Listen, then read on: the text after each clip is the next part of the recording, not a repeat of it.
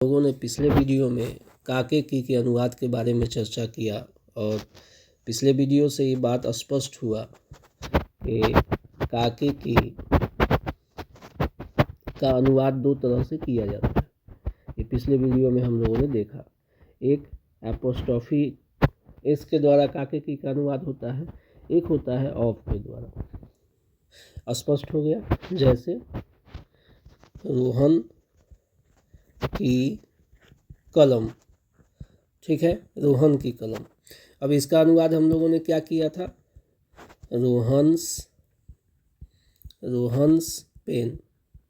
ठीक, एक दूसरा उदाहरण हम लोग देख लेते हैं, पेड़ की पत्तियां। इसका उदाहरण हम लोगों ने, इसका हम लोग अनुवाद क्या किया था, तो the leaves of the tree. स्पष्ट हो गया। तो यहाँ से हम लोग एक बात समझे थे कि काके की जो होता है उसका अनुवाद या तो एपोस्ट्रोफी एस के द्वारा किया जाता है, नहीं तो ऑफ के द्वारा किया जाता है। ठीक है, अब इसी बात को हम लोग इस वीडियो में आगे बढ़ाएंगे।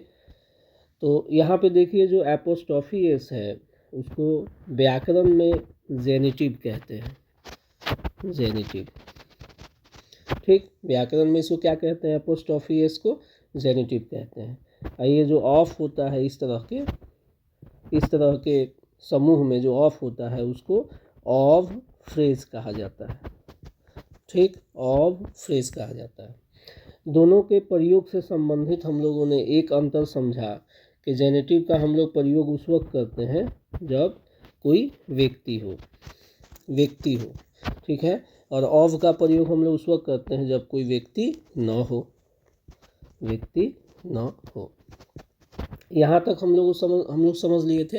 अब इस बात को आगे बढ़ाएंगे, कुछ और भी अंतर को हम लोग समझेंगे। खास तौर पे जेनेटिव का हम लोग प्रयोग कब करेंगे, एपोस्ट्रोफी एस का प्रयोग कब करेंगे हम लोग, इसी पे थोड़ा सा चर्चा किया जाएगा इस वीडियो में। जेनेटिव का प्रयोग, ठीक है, यानी कि हमारे पास दो तरह का अनुवाद है, एक जेनेटिव है और दूसरा ऑफ फ्रेज है। लेकिन हम लोग जेनेटिव को कब प्रेफरेंस देंगे, इसी बात को हम लोग यहाँ पे बातचीत करेंगे। तो एक अंतर हम लोगों ने समझ लिया था कि जेनेटिव को हमको उस वक्त प्रयोग करना है जब कोई व्यक्ति हो या व्यक्ति से जुड़ा हो। अब देखिए कुछ और भी बातें इससे संबंधित।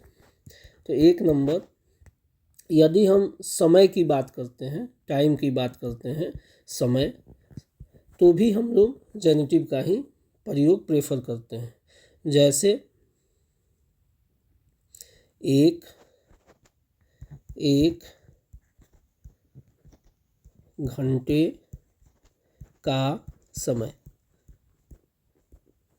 1 घंटे का समय। अब इसमें आप लोग देख सकते हैं कि इसमें का आया है। अब इसका हम लोग जो अनुवाद करेंगे, चूँकि समय से संबंधित, ये समय है ना, घंटा जो है वो समय है, समय से संबंधित है। तो अब इसका अनुवाद क्या होगा, एन आवर्स टाइम। स्पष्ट हो गया। यहाँ पे हम लोग जो है क्या किए कि एक के लिए एन का प्रयोग किए, घंटा के लिए आवर का प्रयोग किए, का के लिए एपोस्ट्रोफी एस का प्रयोग किए और समय के लिए टाइम का प्रयोग किए। तो इसका अनुवाद हो गया एन आवर्स टाइम। इसी तरह से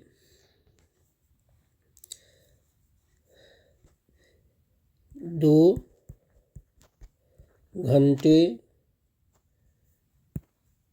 2 दिन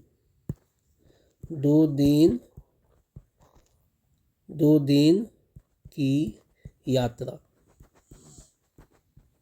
ठीक है, अब इसमें भी जो है हम लोग देख सकते हैं कि यहाँ पे समय आया हुआ है, ठीक है ना, समय के साथ की जुड़ा हुआ है। तो इसका अनुवाद हम लोग करेंगे। सबसे पहले हम लोग 2 का करेंगे 2, उसके बाद फिर दिन का अनुवाद करेंगे डेज, और ये की के लिए एपोस्ट्रोफी लिखेंगे। ये पहले हम लोग बात कर दिए हैं कि अंत में यदि यस होगा तो सिर्फ एपोस्ट्रोफी का प्रयोग होगा। ठीक है, और फिर यात्रा के लिए जर्नी। स्पष्ट हो गया। 2 days जर्नी, दो के लिए 2, चूँकि 2 के बाद हम लोग लिख रहे हैं इसीलिए इसमें डेज होगा। एक दिन होता तो डे होता, 2 दिन है इसलिए डेज हो जाएगा। और की के लिए जो है सिर्फ एपोस्ट्रॉफी है ना, की के लिए सिर्फ एपोस्ट्रॉफी है और यात्रा के लिए जर्नी। तो जब भी हम लोग समय से संबंधित बात करते हैं तो उसके लिए हम लोग क्या करेंगे, उसके लिए एपोस्ट्रॉफी को प्रेफर किया जाता है। क्लियर हो गया। चलिए 2 नंबर, स्थान के बारे में भी बात करना हो, स्थान से संबंधित, देश से संबंधित, तो भी हम लोग जेनेटिव को ही प्रेफर करते हैं। जैसे भारत के लोग, ठीक है ना। इसमें इसका जो अनुवाद है तो इसका अनुवाद हम लोग, चूँकि ये जो है स्थान हो गया, ठीक है ना, देश हो गया, इससे संबंधित है, तो जो हम लोग प्रेफर करेंगे जेनेटिव, उसका अनुवाद कैसे होगा, इंडिया, और एपोस्ट्रॉफी के लिए एस, इंडियाज़, और लोग के लिए पीपल, इंडियाज़ पीपल। चूँकि इसका ऑफ फ्रेज के द्वारा भी अनुवाद हो सकता है, ठीक है ना, इसके ऑफ फ्रेज के द्वारा भी अनुवाद, लेकिन ज़्यादातर हम लोग जो है जेनेटिव रूप को ही प्रेफर करते हैं, ठीक है। इसी तरह से तो दूसरा उदाहरण हम लोग देख लेते हैं, ठीक है। अमेरिका, अमेरिका की नीति, ठीक। अब यहाँ फिर देश का नाम आ गया है ना, तो इसके लिए देश के बाद की है, इससे जुड़ा हुआ, तो अमेरिका पहले लिखेंगे हम लोग, अमेरिका, और की के लिए एपोस्ट्रॉफी लगा देंगे, नीति का पॉलिसी। क्लियर हो गया। तो स्थान का नाम भी यदि होता है, देश का नाम हो गया, किसी भी स्थान का नाम हो गया, उसके साथ भी हम लोग इसी तरह से जेनेटिव को प्रेफर करते हैं। अब 3 नंबर, यदि हमको सीजन के बारे में बताना हो, मौसम के बारे में बताना हो, मौसम, ठीक है, उसमें भी हम लोग जेनेटिव का ही प्रयोग प्रेफर करते हैं। जैसे सर्दी, सर्दी, सर्दी का आगमन, आगमन, ठीक। तो यहाँ पे हम मौसम आ गया है ना, सर्दी का मौसम आ गया, तो हम लोग इसमें एपोस्ट्रॉफी एस का प्रयोग करेंगे। तो सर्दी का हो जाएगा विंटर, और का के लिए एपोस्ट्रॉफी विंटर्स, आगमन का अराइवल, विंटर्स अराइवल। क्लियर हो गया। अगला उदाहरण देखेंगे हम लोग, गर्मी, गर्मी के मौसम, गर्मी के मौसम का प्रभाव, प्रभाव, ठीक है। अब इसका अनुवाद करेंगे, यहाँ पे हम लोग देख सकते हैं गर्मी के मौसम, तो इसका हो जाएगा समर, समर, गर्मी के मौसम, और का के लिए जो है हम लोग एपोस्ट्रॉफी एस का प्रयोग कर देंगे, समर्स, प्रभाव के लिए इफेक्ट, समर्स इफेक्ट। क्लियर हो गया, ठीक है। तो इस तरह से मौसम के साथ जो है हम लोग एपोस्ट्रॉफी एस को प्रेफर करते हैं। अब 4 नंबर में हम लोग देखेंगे कि यदि हम लोग किसी हायर क्लास ऑफ एनिमल की बात करते हैं, किसी उच्च वर्ग के जानवर की बात करते हैं, उच्च वर्ग के जानवर, उच्च वर्ग के जानवर की बात करते हैं यदि, तो भी हम लोग जो है प्रेफर करते हैं जेनेटिव को, जानवर। जैसे हाथी, हाथी, हाथी के दांत, ठीक है ना। अब हाथी जो है वो उच्च वर्ग का जानवर है, तो इसके लिए हम लोग क्या करेंगे, द एलिफेंट्स, एलिफेंट माने हाथी, अक्के के लिए हम लोग क्या करेंगे, एपोस्ट्रॉफी एस लगे, the elephants, elephants tusk. Clear हो गया, हाथी के दांत स्पष्ट हो गया। इसी तरह से शेर, शेर शेर का आक्रमण, आक्रमण, ठीक। यहाँ पे शेर का उच्च वर्ग का जानवर हो गया ये, तो हम लोग क्या करेंगे, द लायंस, है ना, शेर का के लिए एपोस्ट्रोफी इसका, लायंस अटैक। स्पष्ट हो गया। तो इस तरह से हम लोग क्या देख सकते हैं कि उच्च वर्ग के जानवर के साथ भी हम लोग जो है एपोस्ट्रोफी इसको ही प्रेफर करते हैं, ठीक है। अब हम लोग पांचवा एक आखिरी पॉइंट पढ़ लें कि कलेक्टिव नाउन जो है वो भी, उसके साथ भी यदि काके की लगता है कलेक्टिव नाउन के साथ, तो भी हम लोग जो है जेनेटिव को ही प्रेफर करते हैं।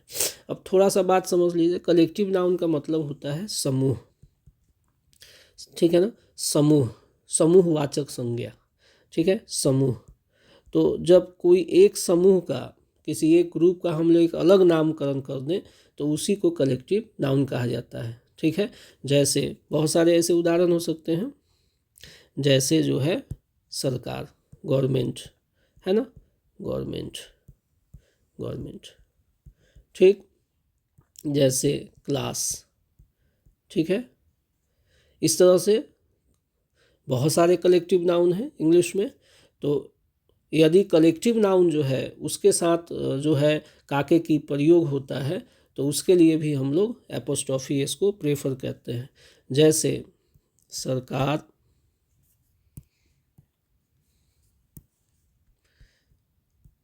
सरकार